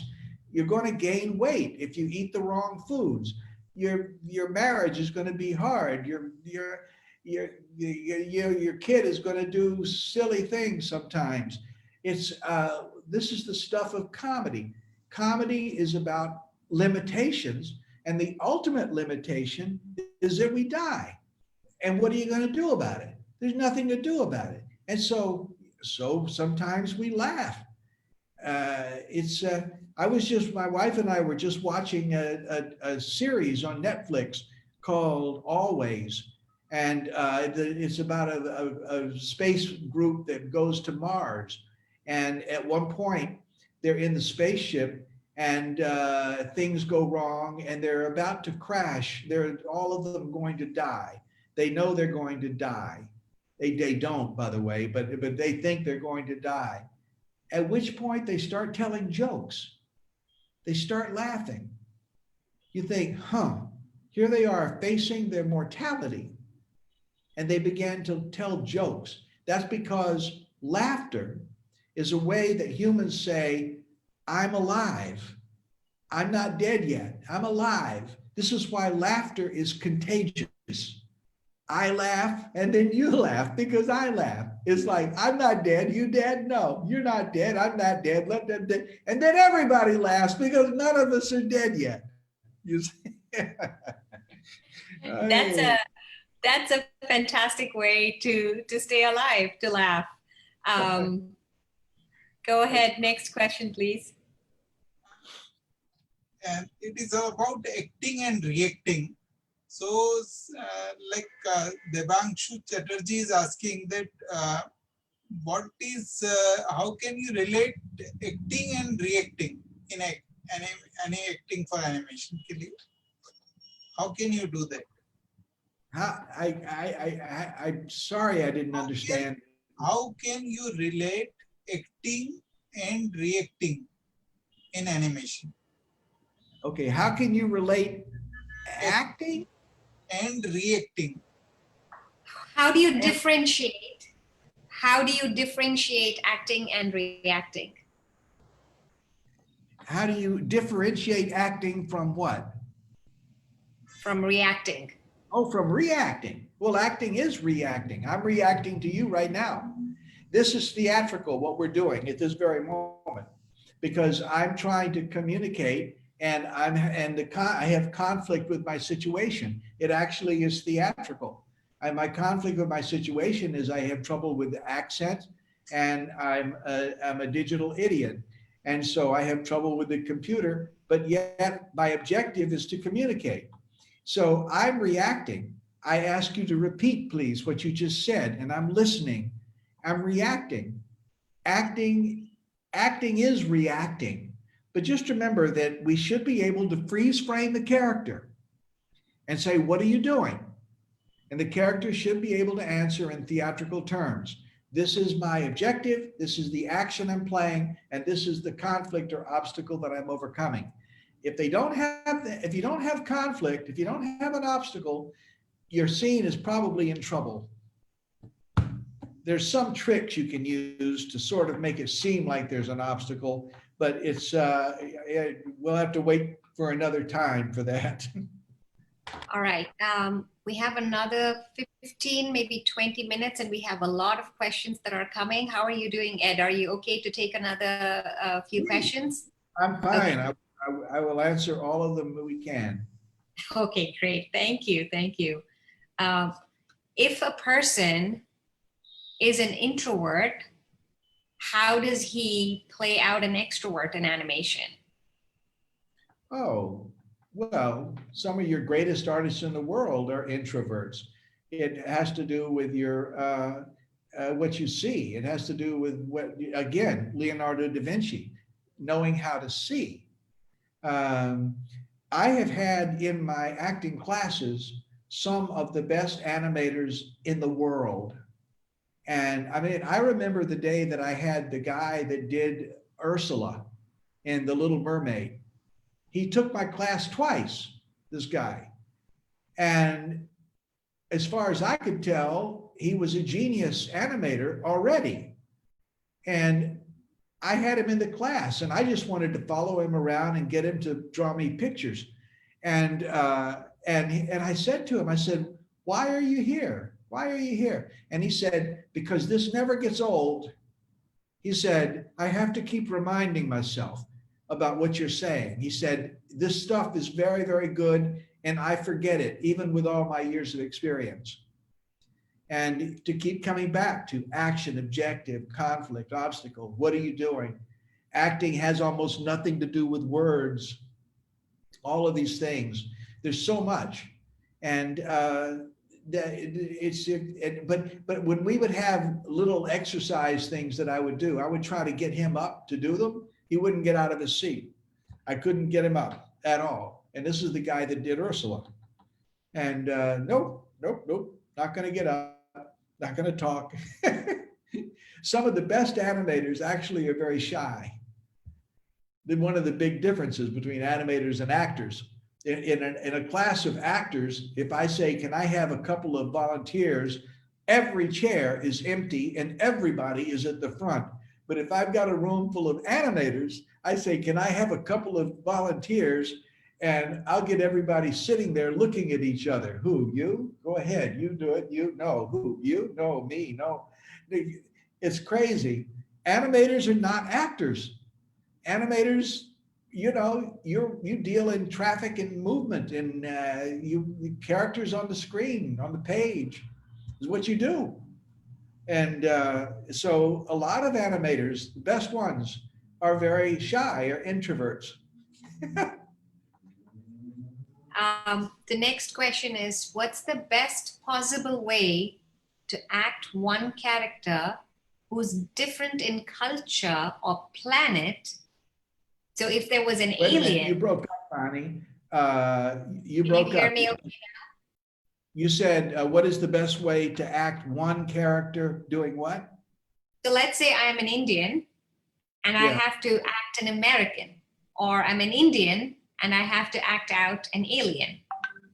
Oh, well, when you've got to, okay, number one, if you've got to act an alien, if you want the audience to empathize with your character, you're going to have to give that alien a human-like brain. That's number one. We only relate to other humans. We only empathize with other humans. But if you are playing a character that's very different from you, you have to understand their culture. Sometimes you can work with their accent if they've got an accent, but a lot of it is just culture. This is, you know, it's one of the big differences between the acting training. I'm talking about now for regular actors. People ask me about, you know, where should my child study acting? And I always tell them, if they are going to study acting to be actors on stage and in movies, they're going to be better off studying in England than they are in the United States, because the British approach to acting tracks back to Shakespeare. And in Shakespeare's day, the actors dealt directly with the audience. The plays were done outdoors and in the light, and the audience talked back to the actors, and actors learned how to deal with an audience directly. And American actors, their training tracks back to Stanislavski and the Moscow Art Theater. And so the American actors tend to be more interested in truthfulness, honesty, being in the moment. So I find that the British way of coming at acting is more like a craft. And this is why the British actors win all the awards, if you notice, and why they have more range to what they do. But this, to me, is a kind of an answer to your question. You should be able to play any character. You should be able to, if you're training. And what you do is you start with, how am I like this character, and how am I not like this character? I know when I first started coming to India, I noticed right away that this gesture, what I called it a bobblehead gesture. I would be in class and I would say, oh, does everybody understand what I'm talking about? and people would do this. They would do this, like this. And I would say, the heck does that mean? What is that? And they would say, well, it can mean yes, it could mean no. And I get, well, what use is it? It's, but it's very peculiar, specific to the Indian culture. And if I was playing an Indian character, or I had an animated character that was Indian, I would have to try to understand that gesture, that particular one, because the characters are going to do that. If they're Indian, they're going to do it. And if they're Russian, they're not going to do that. So it's this is an answer. I'm trying to answer your question. That's awkward, I know, but brilliant, Ed. That was such a perfect example of actually paying attention to every detail, and that's what really that you're trying to say. Shiva, do we want to spot somebody? Sure, yeah. Vani. So I just want to check if Jayaz Shaikh is interested to come on cam and ask some questions. You want to say it? I'm sorry, say it again. We are And trying we're to. trying to get the participants to come live so they can ask you directly. Oh, sure. Well, yeah, sure. Everybody come live. Jayaz, can you hear us? Yeah, I can- hello? Yeah, hello, can you hear me? I can hear you. Okay. You went away. Yeah, he will just come. Just a minute. Whoa, what happened there? We can hear you, Jayaz. Oh, sure, let me just see here. Okay, so my questions aren't there anymore, so I can't exactly read all of them. But yeah. Okay, start my video. The side had a question. What are the common acting cliches you see in animation that we should avoid? Well, my pet peeve for animation is what I call over gesticulation. A lot of movement that doesn't have any reason for it, other than, I mean, I see these, for example, the 11-second things, these animations that people do. Oh yeah, that one. Yeah, that I've participated in a few of those. Yeah, I know what that is. 11 Seconds Club. Yeah, and a lot of times, I don't know, it seems like animators are taught that a character has to move on every syllable of every word. And so you wind up with who, me, all of this. And it's too much. The movement does not have a reason. I think it goes back to the 1930s. I think that's where it started. But I think you should try to find stillness when you can. It's like Miyazaki, and I understand anime is a different style of animation, but Miyazaki talks about Ma. He talks about the stillness in between. Great musicians will talk about this. They'll say the music, the drama in the music is not in the music itself, it's in the pauses in between. Animate the thought. Animate the thought. And instead of animating all the time the body moving around, we're very interested in characters thinking. I can tell you, by the way, in the first Lord of the Rings movie, the character of Gollum, I know the animator that was the lead animator on Gollum's face. And he said that what they did was, because they could not get the motion capture to work on the face for the first movie, and he said they took the script and they reformatted the script on Gollum's scenes. So they pushed all of the dialogue and the camera directions to the right-hand side of the page. And then on the left-hand side of the page, which was now blank, they took a pencil and next to Gollum's lines, they wrote in Gollum's thoughts. And then they animated the thoughts. I think that's brilliant, and I don't know why everybody doesn't do it every single time. Animate the thought. It's probably the most important acting lesson that you're going to get. Animate the thought. All right, who's our next person ready to ask a question? Okay, thank you. Thank you for answering my question. You're welcome, Zaid. So, yeah, we have like someone asking to come on cam. Do I have what? So just give me a minute. Ed. Sure. At the time, I'll ask one question. Someone is asking, what is the best movie to study and learn from? You're at where to study? Is that what you just asked? Yes, somebody wants to, if a student wants to learn more and study more on acting for animation, what is the best reference movie? Best movie. Study with me. Best movie. Huh? What? Best movie. The best movie? Oh, they want to know what the best. Well, the Iron Giant is my favorite, and also The Grave of the Fireflies. I admire very much. I believe that that movie, which was made in 1987 by Takahata, I believe he was pointing the way for where we're going over these next 25, 28 years.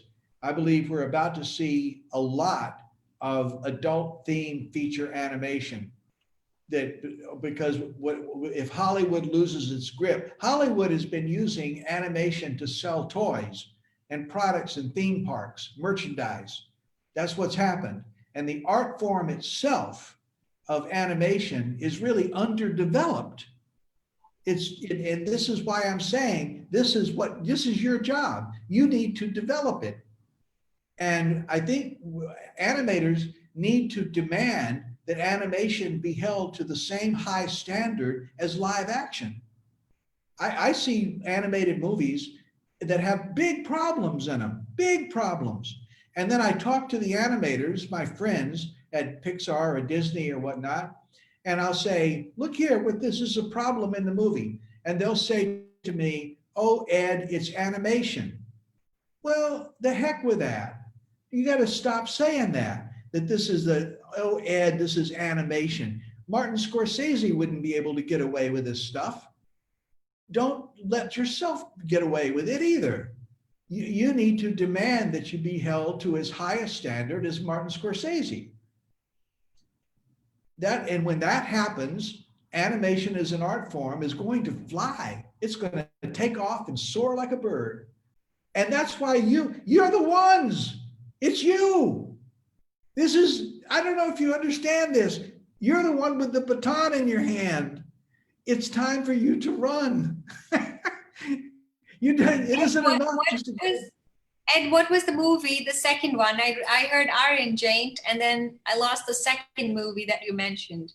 Yeah, The Grave of the Fireflies. Like the Grave, The Grave of the Fireflies. And it's by Isao Takahata. And it was made in 1987. And the interesting thing about that movie is that it takes place in two dimensions at once. It takes place in the real world and also in the spirit world. And both of them are on screen at the same time. That movie has been made live. That same movie, the information in it has twice been made into live action movies. And both times it failed because it only works with animation, that movie. And that's what I want you to be looking for, is stories that will only work in animation. That if you can tell it in live action, then go ahead and tell it in live action. Live action is cheaper. But there's some stories that won't work any other way. Grave of the Fireflies is a wonderful, wonderful movie, and it'll make you cry. I mean, it'll rip your heart out. But it's a terrific movie. And if you want to look at it and then talk to me about it, I'll be happy to talk with you about it. It's one of my favorites. Thank you, Ed.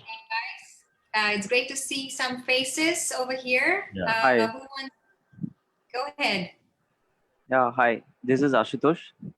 Hi. I have a question for you. Hi. Mhm. Yeah. My question is that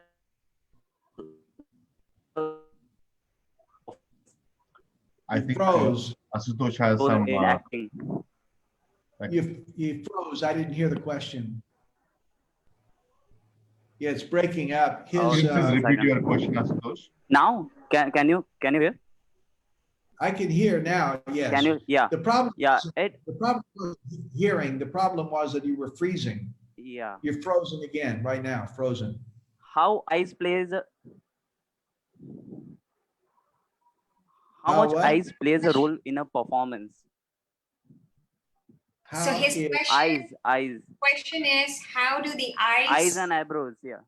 eyes and eyebrows, how do they play a role in acting and performance? With your eyebrows are the most expressive part of your face because their movement is involuntary.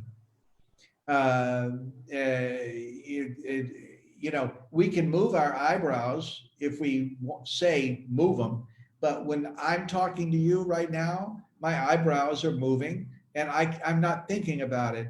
Therefore, eyebrows, if you have a character, the most important thing are those eyebrows because people will trust what they see in terms of the eyebrows. The other thing, and we haven't talked about it at all, is blinking. There's a lot to say about blinking, but animators often get blinking wrong. And you just remember the thing about blinking is that it has to do with thoughts connecting. And that you only need 3 blinks per minute to take care of the moisture in the eye and keep the dust out of the eye. When I talk with you and you talk with me, each of us are blinking, and this is part of the way we're communicating. This is probably the most common error that I see when I teach at game companies, that they've got the blinking wrong. And I help them get that straight. And right away, the characters are more credible just with that. Thank you, Ed. Balaji, do you want to go next? The what? Anand Ramesh? Yes, Funny. You can go ahead. Anand. Hi, Ed. Hi. Well, Ed and I go back a long way, and I have been constantly bombarding him with questions left, right, and center. I'm sure he has heard a lot from me. Let the others speak, please. Yeah. Balaji, can you please unmute your audio and speak, or like ask your question? Who wants to Okay, ask? Balaji is not here. He's here. Zain? I think Wani is here. Okay. Yeah. Can I say something? Yes, of Yeah. course. Please, we are all ears for you, Ed. No, I just want to say that during all of this virus, when we've been all cooped up at home and can't go anywhere, my wife and I have been busy producing videos for acting for animators, and those will soon be launched. I'm going to put them up, and they're not going to be expensive. There's a cost, but they're not going to be expensive.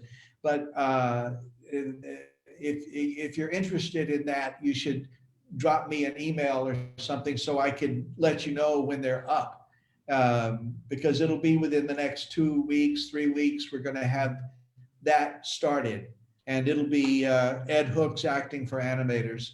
And they're in modules, and they're broken down into like 10-minute modules, 7 minutes, 10 minutes, 11 minutes, and many different subjects. And there's several hours of them we've already produced now. Nobody's ever seen them, but we've been working on them very hard for several months.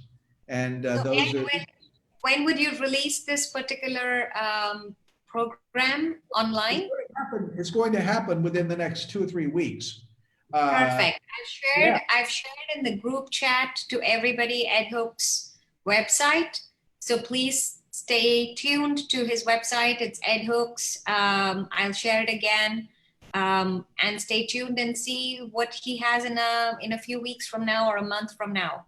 We Yeah. have another quick question that I want to take. What would you recommend to someone who wants to learn acting on their own from character animation point of view? Well, that's what we've been talking about. What do you Yes. what do you mean? It's all character animation. It's Yes. all 100% of it is character animation. We're all a character. You're a character. I'm a character. Remember the definition of acting: behaving believably in pretend circumstances for a theatrical purpose. Characters are just characters. And it's not like some of them are believable and some of them are not. You want all of them to be believable. Now, there's different styles of animation. There's anime, there's Western style, there's cartoons, there's all kinds of styles. But you cannot think of character animation as being something different. It's you want to justify what the character is doing. And we have someone who's very young, hardly 19 in our group. And his question is this is Nishant Parab. What do you think is one essential thing that makes or breaks a storytelling in animation? There needs to be number one, an event. You have a character, something happens to that character. It can be internal. The character could fall in love. There's something. Or it could be external. There's an earthquake. There's a flood. There's a problem. The character then has to deal with that situation, and then the character either succeeds or fails, survives or not. Remember that the character is acting to survive. And so we in a story, you need to have some kind of incident. You need to have some kind of event that the character has to deal with. It's not enough just to have an interesting character who has interesting emotions and a big nose like me. It's not enough. You need a story. And a story is an event. Something is happening. I saw that, there's a wonderful short animation from the Ringling School in Florida. One of the students there, they did a wonderful story about two gay boys, and they fall in love. You've seen this. The one boy has these feelings for this other boy. That's the event. What do I do about it? He doesn't know what to do about it. He has these feelings and he doesn't know what to do about it. And so we watch him trying to do something about it. And then at the end of it, the two of them are just sitting there looking at each other. And you think, well, maybe they got together. So it's a wonderful little animation. And that's the event. He falls in love and he didn't know he was going to be in love with a boy. He thought he was going to be in love with a girl. That's the event. Got it. And I know we're almost done with our time. Do you have the energy to do another 10 minutes? Sure. Okay. Shiva, you can take Yeah. over. Thank you, Wani. I see Zain Faroki here. Zain, do you have a question?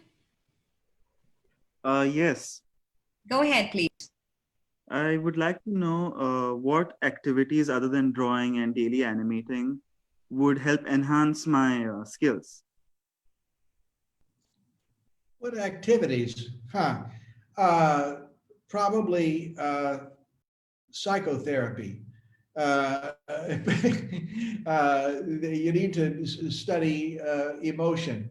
You learn, the way that you learn and the way that I learn may be different. and we may be after the same thing. I find that in order to understand other people, I try really hard to understand myself. And I think that I all the time am reading books on psychology and philosophy, and I watch people all the time. And I think that's what to do. It's you must be observant. Do you know who Robert Downey Jr. is? The actor? Yeah. Okay. I did a movie with Robert Downey Jr. I had a little part, not a big part. And I had never met him. And in the morning, I was getting some coffee at the coffee truck. And Robert Downey Jr. walked up and he introduced himself. I shook hands with him and I said, oh, my name is Ed Hooks. And he said, you're number 13. And I said, what? He said, you're number 13 on the production list. And I went back and I looked at my production list and they had character 1, 2, 3, 4, 5, 6. And like that. And sure enough, I was character 13. And he had learned this out of nowhere. This is the kind of person, what was he paying attention to that he got this? I think it's that kind of observation, people who pay attention to such little things, and it causes you to be better at observing.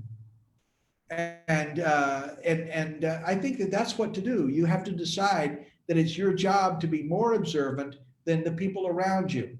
Make it your job and to do it. Hey guys, all the people that are there and the participants, if you guys want to turn on your videos so Ed can look at everybody's faces, please make sure you're all muted, and Shiva will spotlight a couple of people, if that's okay. Mm-hmm. Please raise your hands if you want to be on cam, and I'm going to pull you in. Yeah.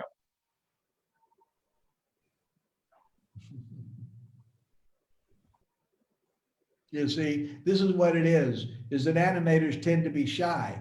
See, they're sitting there, and all these people are sitting there in front of a camera, and they're saying to themselves, not me, not me. I don't want to get up there. You go ahead and get up there. It's perfectly fine. Please mute your microphones. Hi. Yeah, Devanshu, ask your question. Yeah, first of all, this is a so fanboy moment for me. Thank you so much, Ed. Thank you so much for giving us this such a wonderful time. I'm still in awe that this is a great session, Ed. Thank you so much, Anifest, the organization panel. I'm so excited. I'm so sorry, Bunny. I'm so sorry. I'm so sorry. Well, I'm really so sorry. I actually ran away from my office and came back to my home and to join your session. So first of all, this is an outstanding session. Ed, I have just one small question. Sir, can you please tell me that how I improve the facial part without having dialogue? Like what we say, that mime acting, like without having dialogue, just to create the body language or the facial expression. How I can improve it? Just if you can give us any insights on that, that would be really great. Yeah, it really is animating the thought. Okay. That's really the thing. And to understand that people lie, people say one thing and think something else. You meet somebody and you say, they say, hey, how you doing? And you say, oh, I'm doing fine. And you're really not. You really got, problems of some kind or the other. And anyway, your stomach is upset. And so, but you tell them that you're doing fine. And so we cover our emotion. This is a big thing for animators. Animators have been taught to display emotion. Yes. No, humans hide emotion. We do not display emotion easily, even to lovers. We tend to cover emotions and to show to the world how we want to be perceived. So if you want to learn about facial expression, you start with learning how the mind works and understand that people hide their emotion. And once you get that, then you start seeing tension. You start seeing the eyebrows moving, and you see that someone is covering. It's backwards of the way that many animators are taught. It's just too bad. Animators are taught to wear everything on their sleeve. What? Ooh, wah, ooh, wah, all of this. And it's no, we need to go beyond this. That acting has almost nothing to do with words. It has to do with intention and thoughts and thinking. And that leads to the emotion.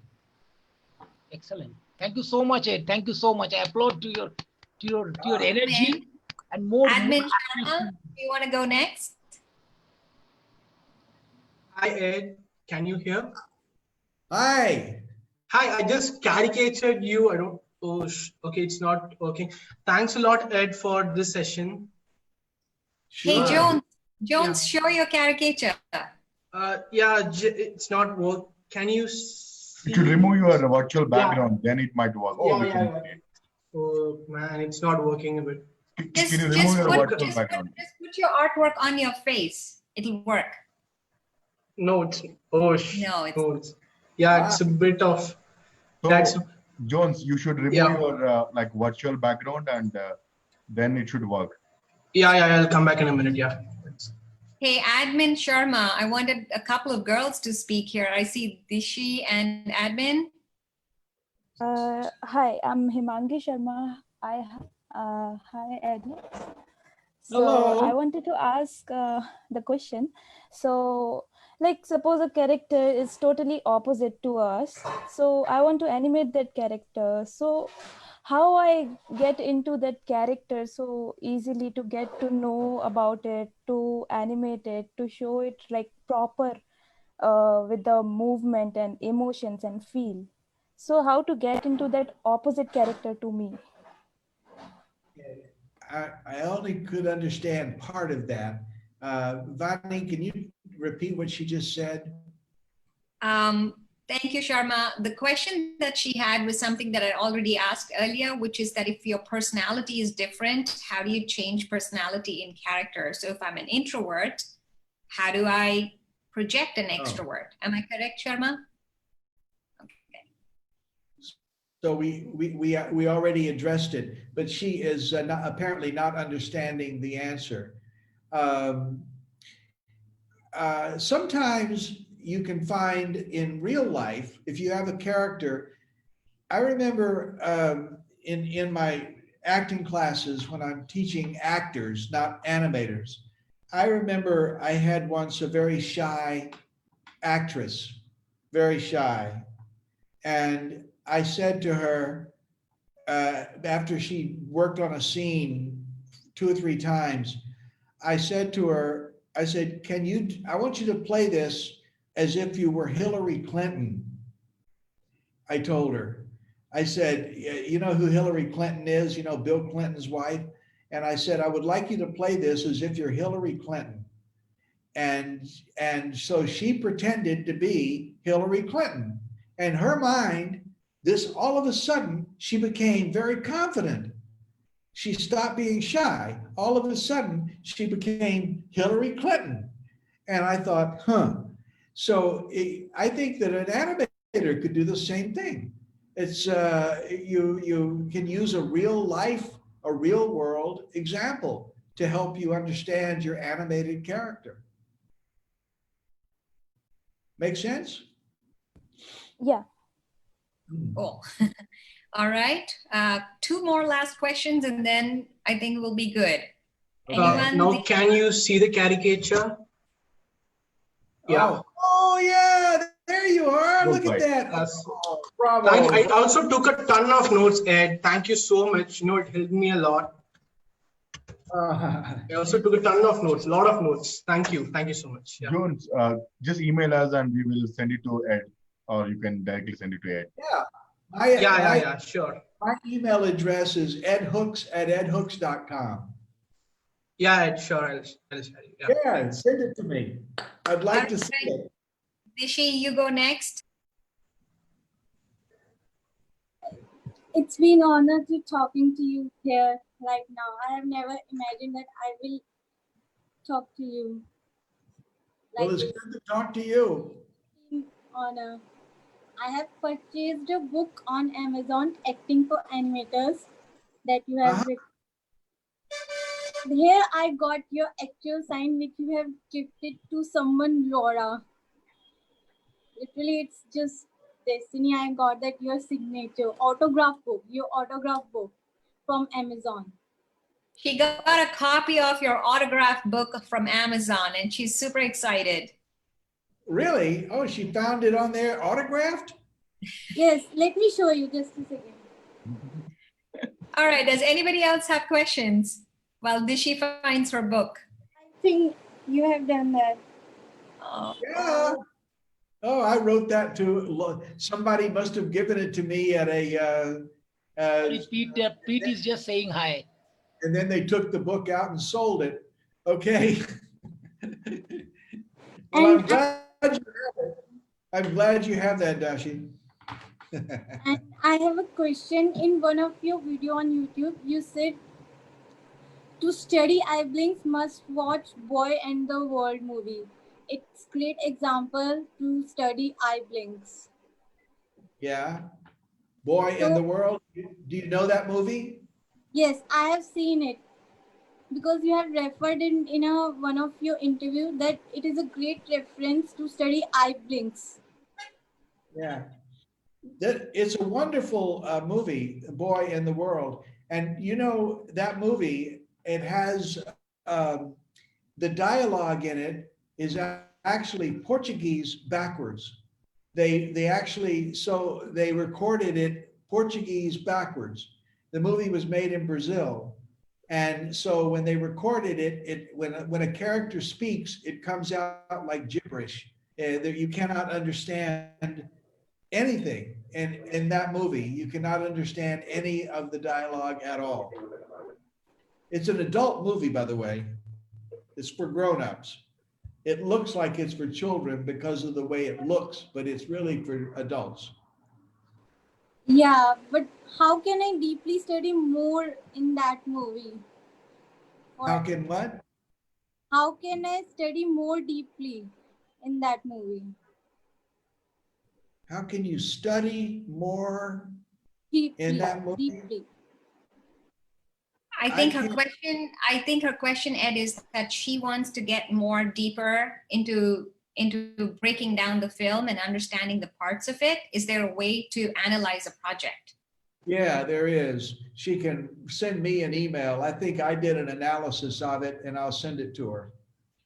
Sure. Okay, sure. One more. The seventh emotion is contempt, right? That's right. Yes, yes. Contempt. Can you and contempt. And by the way, contempt is the only emotion that's expressed only on one side of the face. It's a lifting of the side of the lip. It's a lifting. And it's the only emotion that's expressed only on one side of the face, contempt.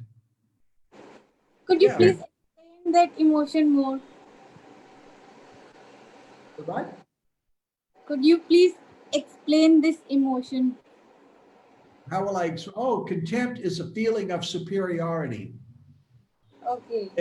It means that you're better than a character who feels contempt feels like, well, I'm better than that guy.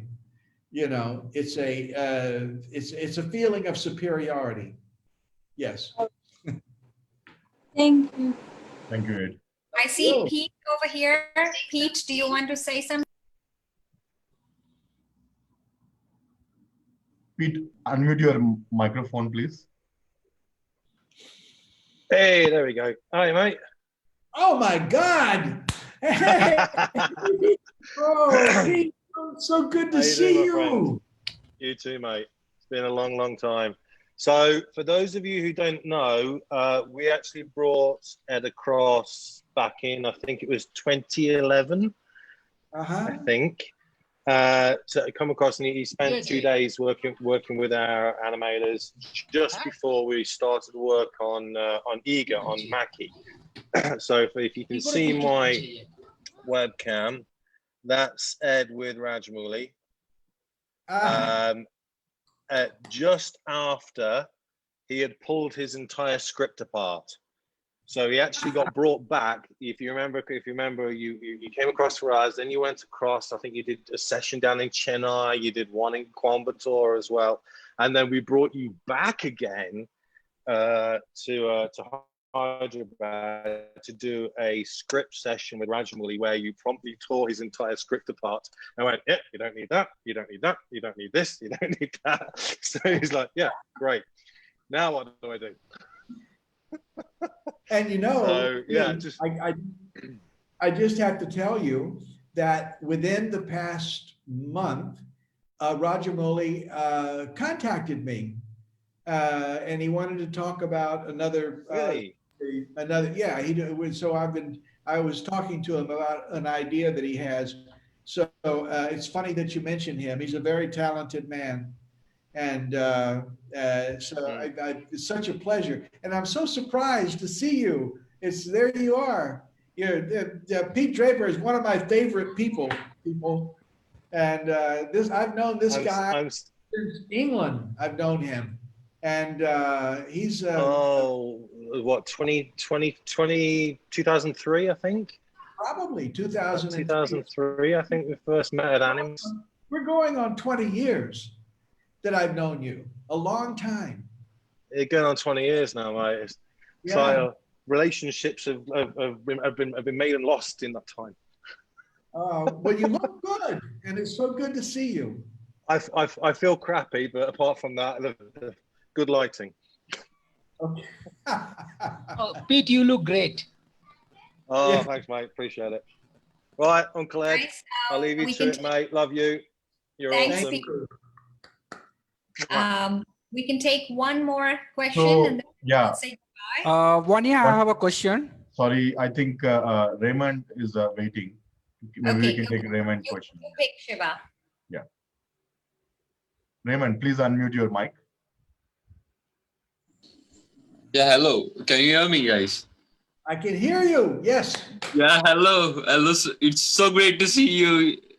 So it's good to see you. I actually am very I'm so excited just hearing to your voice, how the way you're talking to us, the way all the things you have told, you have made us motivated to do much more better animation in our daily routines. Good. I think this is such an exciting time for you in your career.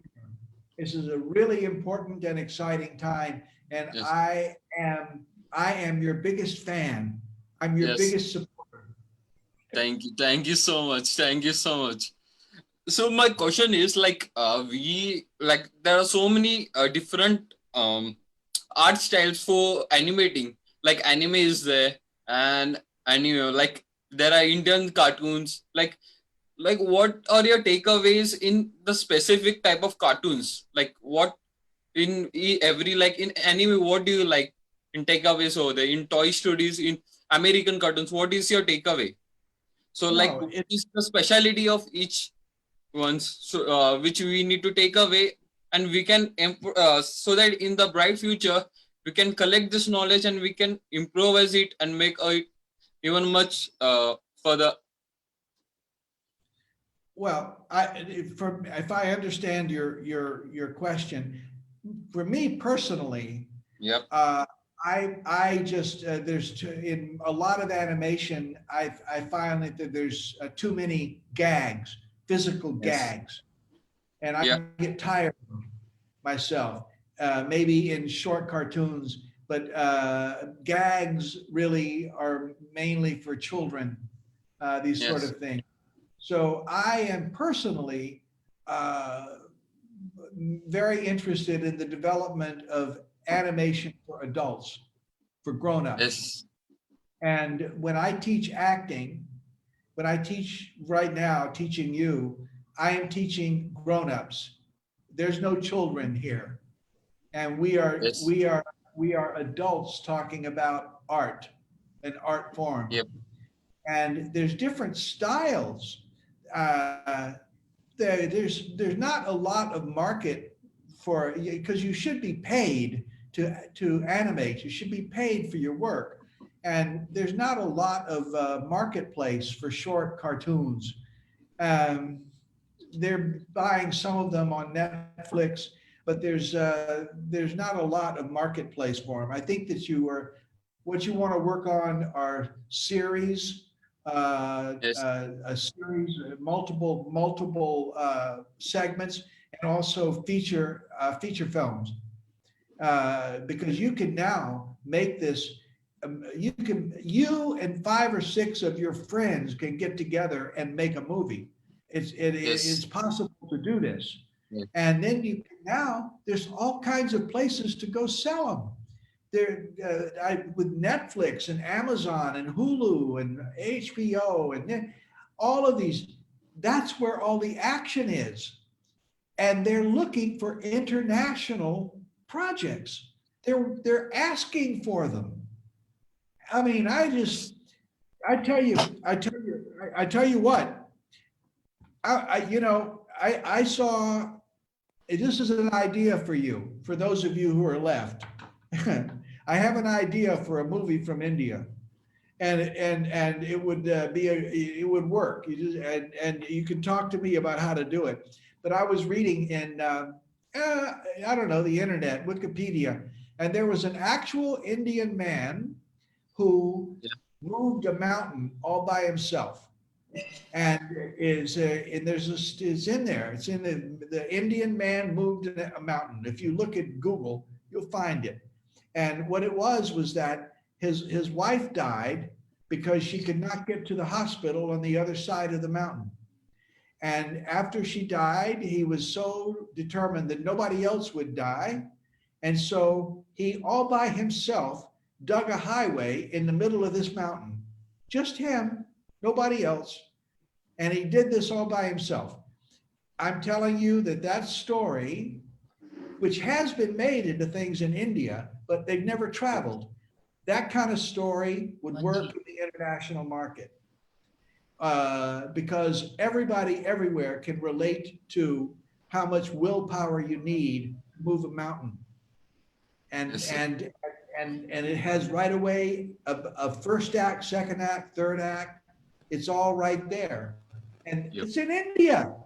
You could do it. What you do is you make this story and you just understand that the people that in Australia don't know anything about India. So you got to be careful how you tell the story so that the people in Australia and the United States and Russia can understand the story.